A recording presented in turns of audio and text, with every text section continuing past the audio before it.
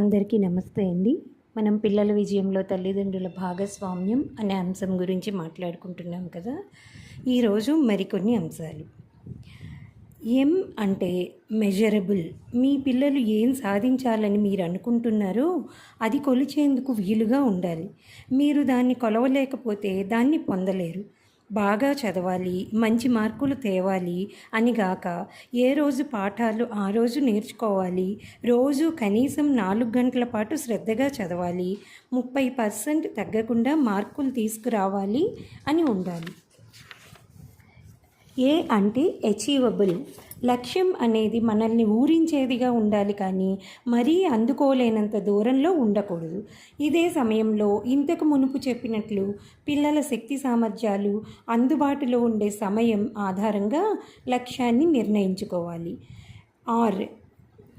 Realistic అంటే వాస్తవికంగా ఉండాలి.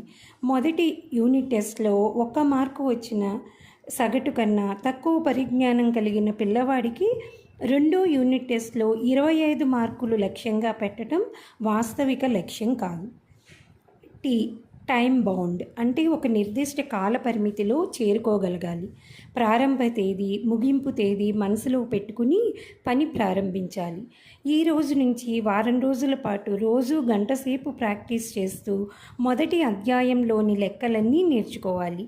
దీన్ని నిర్దిష్ట కాల పరిమితితో కూడిన లక్ష్యంగా పిలుస్తాం. తప్పు తెలుసుకునేటట్లు దండించటం అనేది సాధ్యమైనంత తక్కువగా ఉపయోగించాలని సైకాలజిస్టులు సూచిస్తున్నారు. దండన వల్ల సైడ్ ఎఫెక్ట్ అంటే ప్రతికూల ప్రభావాలు చాలా ఉంటాయి. దండన వల్ల కోపం, భయం, ఆందోళన, తిరుగుబాటుతనం అనేవి పిల్లల్లో ఏర్పడతాయి. వీటి వల్ల అనేక ప్రవర్తనాపరమైన సమస్యలు తలెత్తే అవకాశం ఉంది. తల్లిదండ్రులపై విద్వేషం ఏర్పడటం అందులో ఒకటి. ఎక్కువగా దండనను ఉపయోగిస్తే ఆ ప్రవర్తన తాత్కాలికంగా అణిచివేయబడుతుంది తప్ప పూర్తిగా తొలగిపోదు. పిల్లలను కఠినంగా శిక్షిస్తే వారు మరింత మొండిగా తయారవుతారని సైకాలజీలో జరిగిన రకరకాల అధ్యయనాలు సూచిస్తున్నాయి. ఇలా అనేక విధాలుగా సైడ్ ఎఫెక్ట్స్ ఉన్న దండనను సమర్థవంతంగా ఎలా ఉపయోగించాలో సైకాలజిస్టులు ఇలా సూచిస్తున్నారు. దండన అనేది పిల్లల ఆత్మగౌరవాన్ని దెబ్బతీయకూడదు. దండించటం అనేది సరికాని ప్రవర్తనకు సంబంధించిన అంశమే కానీ వ్యక్తికి సంబంధించింది కాదనే సందేశం పిల్లలకు అందాలి. శారీరకంగా కఠినంగా శిక్షించటం, మనసుకు బాధ కలిగేలా మాట్లాడటం అనేవి పిల్లల ఆత్మగౌరవాన్ని దెబ్బతీస్తాయి, తిరుగుబాటు మనస్తత్వాన్ని ఏర్పరుస్తాయి. దండించటం అనేది సరికాని ప్రవర్తన కనిపించిన వెంటనే జరగాలి. వాయిదా వేస్తే దాని ప్రభావం పెద్దగా ఉండదు. మీ నాన్న లేదా అమ్మ రాగానే చెబుతాను వంటి మాటలు తల్లిదండ్రులు ఉపయోగించటం తప్పు. దీనివల్ల తల్లిదండ్రుల్లో ఒకరు పిల్లలకు శత్రువుగా కనిపించే ప్రమాదం కూడా లేకపోలేదు. సరికాని ప్రవర్తన కనిపించగానే తగిన మోతాదులో దండిస్తే దాని ప్రభావం ఎక్కువగా ఉండి అలాంటి ప్రవర్తన పునరావృతం కాకుండా చూస్తుంది. దండించటం అనేది క్రమబద్ధంగా ఉండాలి. సరికాని ప్రవర్తన కనిపించిన ప్రతిసారి దండించాలి.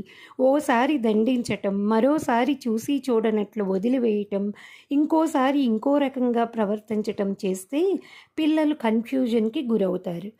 దండన వివరణతో కూడి ఉండాలి. దండించగానే అందుకు కారణమేమిటో చెప్పాలి. వారి వయస్సును దృష్టిలో ఉంచుకుని ఏం చేయాల్సినందుకు దండించారు, ఏం చెయ్యాలి అనేవి వివరంగా తెలియజేయాలి. దీనివల్ల పిల్లల్లో ఆత్మనిగ్రహం ఏర్పడుతుంది. చెడు ప్రవర్తనను దండించినప్పుడు ఆ ప్రవర్తన స్థానంలో పెంపొందించుకోవాల్సిన మంచి ప్రవర్తన ఏమిటో కూడా చెప్పాలి. అలాంటి మంచి ప్రవర్తన కనిపిస్తే వెంటనే ప్రోత్సహించాలి. దీనివల్ల తమ నుంచి తల్లిదండ్రులు ఏం ఆశిస్తున్నారు అనేది పిల్లలకు స్పష్టంగా అర్థమవుతుంది. మరికొన్ని విషయాలు రేపటి భాగంలో చర్చించుకుందాం.